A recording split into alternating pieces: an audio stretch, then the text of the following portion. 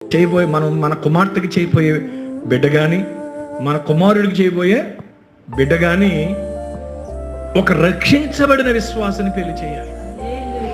వింటున్నారా అండి? ఎందుకంటే పిల్లరా, ఈరోజు మన విశ్వాసానికి గొప్ప పరీక్ష ఏంటంటే మన బిడ్డల వివాహాలే. మన బిడ్డల వివాహాలు మన విశ్వాసానికి ఒక పెద్ద పరీక్ష అండి. చాలా కన్నీరు కార్చాలి.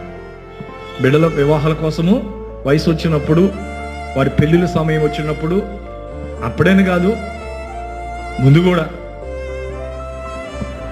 తల్లిదండ్రులు నా బిడ్డకి ఒక దైవికమైన పెండ్లి కుమారుడు కావాలి, నా కుమారుడికి ఒక దైవికమైన పెండ్లి కుమార్తె కావాలి. దాన్ని ప్రేమించే చేసుకో. నిన్న ఒక ఆయన నా దగ్గరకు వచ్చాడు, సార్ చిన్న అబ్బాయికి పెళ్లి చేయరా అని అడిగాను.